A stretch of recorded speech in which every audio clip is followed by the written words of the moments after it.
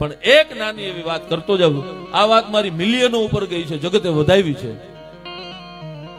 બાપા, રક્ષાબંધન નો દિવસ અને ગાડી નીકળી, 4 વ્હીલ નીકળી, પતિ પત્ની બે અને નાનો એવો પોતાનો 4-5 વર્ષનો દીકરો પોતાની ભેગો પોતાના દીકરાને લઈ અને રક્ષાબંધનના દિવસે નીકળ્યા છે. ને એમાં ગાડી આગતા આગતા ભાઈએ કીધું, તરબૂચની રેકડી આવી છે, તરબૂચ ખાવું છે, આપણા લાલાને તરબૂચ ખવડાવવું છે. જોજો મિત્રો, અદ્ભુત આ વાત, બહુ નાની વાત પણ જીવનમાં ઉતાર્યા જેવી વાત. આવી ઘેરે ઘેરે ઘટનાઓ બને છે ને, એના માટેની આ વાત કરું છું. આપણા લાલાને તરબૂચ ખવડાવવું છે, તરબૂચની રેકડી આવી છે કે આ લઈ લ્યો ને. હળવે એક દિન રેકડીની પાસે ગાડીને ઉભી રાખવામાં આવી, કાચ ઉતારી રેકડીની પાસે 8-9 વર્ષની દીકરી ઉભી હતી. ગાડીમાં જે ભાઈ ગાડી હાંકતો હતો એને કીધું, બેટા અહીંયા તરબૂચ વેચે છે કે હા અંકલ. શું ભાવ છે તરબૂચનો? કે 50 રૂપિયાનો કિલો. તા તો પાછળથી બેન બોલ્યા, 50 હોય, પોતાનો કાચ ઉતાર્યો, 50 હોય, અમે બજારમાં જઈએ છીએ, માર્કેટમાં જઈએ છીએ, અમને ખબર છે 30 રૂપિયાનો કિલો તરબૂચ છે અને તું અમને લૂંટવા બેઠી છો દીકરી ઉઠી? અમે અમારા માટે નથી લેતા બેટા. જો આ ખોળામાં તારા ભાઈ જેવો છે ને આ દીકરો, આને ખવડાવવું છે, એના માટે લેવા અમે ઉભી રાખી. એ ભાઈ જેવી જે વાત છે ને, ત્યાં ગરીબ માણસની દીકરી આગલા કાચેથી પાછળ આવી ને હાથ લાંબો કર્યો કાચમાંથી. હવે સાહેબ, મને તમે આપણે સમજણે દુઃખ ઉભા કર્યા છે, બાકી બાળકને ખબર નથી. ગરીબ માણસ, બાળક તો પ્રેમનું ભૂખ્યું હોય છે. એને ક્યાં ખબર છે કે આને હારા કપડા નથી પહેર્યા, આને નાયા નથી, તો પ્રેમ મળે નહીં. હાલે આમ જે હાથ લાંબો કર્યો કાચમાંથી, હળવે એક દિન ભાઈ છે, એ નાનો એવો દીકરો છે, એ બેન સામે હાથ લાંબો કર્યો, હળવે એક દિન કાચમાંથી લઈ લીધો ભાઈને. તરબૂચની રેકડી પાસે રમાડતી રમાડતી પોતે લઈ ગઈ, માથે હાથ ફેરવતી જાય છે, મારો ભાઈ, મારો વીર, મારો લાલ, એમ કરતી કરતી માથે હાથ ફેરવતી કીધું, ભાઈ આમાંથી તારે જે જોઈ લઈ લે. હવે 4 વર્ષના દીકરાને શું ખબર પડે કયું હારું તરબૂચ હોય? પોતે 8 વર્ષની હતી પણ વેચતી હતી એટલે એને ખબર હોય કે હારામાં હારું તરબૂચ છે. બાપા એ રેકડીમાંથી લઈ અને ભાઈને દીધું, લે ભાઈ. દઈ અને પોતે જે હાલતી થાય ને, ભાઈના હાથમાંથી તરબૂચ મુકાઈ ગયું, એ તરબૂચ ફાટી ગયું. તા તો બેન ગાડીમાંથી બોલ્યા કે ઈ તારું ગયું, એના પૈસા અમે નહીં આપી, ગાડી સુધી નથી પુગાડ્યું. તે પાછું ભાઈને લઈ બીજું તરબૂચ લઈ અને ગાડી સુધી આ દેશની દીકરી જાય છે ગરીબ માણસની. કીધું, લ્યો આંટી. ભાઈને અંબાવ્યો, તરબૂચને અંબાવ્યું અને પછી કીધું, બેટા કેટલા પૈસા થાય? કે નો લેવાય.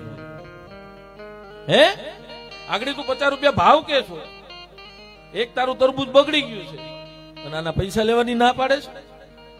કે આંટી તમે બીજું કઈ ખોટ બોલ્યા તારે. કે શું? કે મેં એમ કીધું તું તારા ભાઈ જેવો છે. એ ભાઈ જેવો કીધું ને, એટલે રક્ષાબંધન નો દિવસ હતો, એ દીકરીના હાથમાં મળ્યા આહુડા જવા દડ દડ દડ દડ દડ. કે બેટા તને કઈ વહેમું મારાથી વેણ કહેવાય ગયું? મેં તો તને ભાઈ જેવો ભાઈ કીધું, બીજું શું કીધું? ત્યારે ગરીબ માણસની દીકરી એટલું બોલી, આંટી અમે ગરીબ માણસ છીએ, બાજુમાં અમારું ઝૂંપડું છે. 2-3 વર્ષ પહેલા અમારી માથેથી પિતાની છત્ર છાયા વહી ગઈ, એટલે બાપુ વયા ગયા અમારા. પછી અમારી માં, હું અને મારો ભાઈ, અમે 3 જ હતા. એમાં 1 વર્ષ પહેલા આજ ટાણું મારા ભાઈને તાવ આવ્યો. હવે અમારે ધંધો કરવો કે અમે હોસ્પિટલે જઈએ, એટલે અમે મા દીકરો એની માથે મીઠાના પોતા કેમ હમણાં ઉતરી જાય, રાહ જોતા જોતા તાવે મારા ભાઈને ઘેરી લીધો. પછી અમને એમ થયું હવે નહીં રહીએ, એટલે હું અને મારી માં મારા ભાઈને દવાખાને લઈને હાલતા થયા. પણ તા તો મારા ભાઈની છેલ્લી અવસ્થા હતી. ડહોકા મીડો લેવા મારો વીર, મારાથી નાનો હતો, ડહોકા લેવા માંડ્યો. એટલે મેં કૃષ્ણ કનૈયાની સામે જોઈને કીધું કે એ કાળિયા ઠાકર, અમારા ગરીબનું તને લૂંટવું ગમે છે, માથેથી છત્ર લઈ લીધું, એક ભાઈ રહ્યો છે, ઈ લઈ લેવો તારે?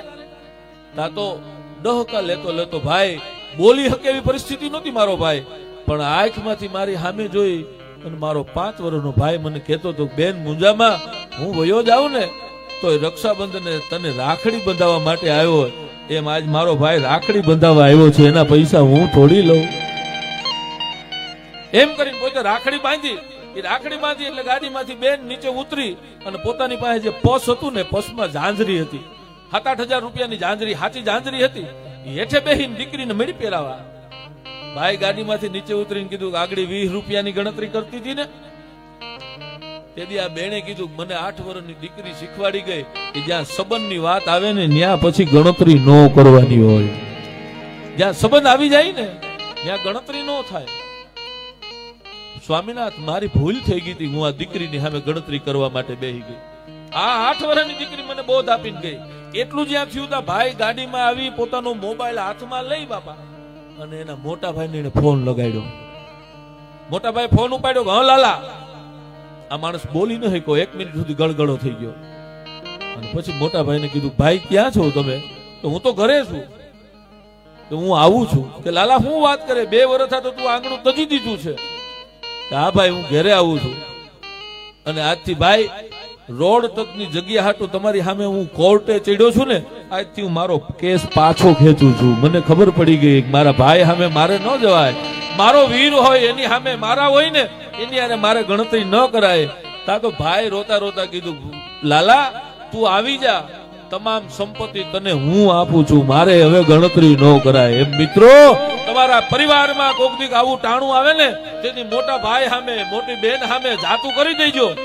એને પસ્તાઈને પાછું આવવું જોઈએ, આવવું જોઈએ, આવવું જોઈએ. બાપા ઈ ટાણું આવીને ઉભી રહીએ ને, ખાલી શાંતિ પકડી જાય ને આપણે, પણ આપણે વળ ખાઈ તા તો રહોડામાંથી પાવર આવે.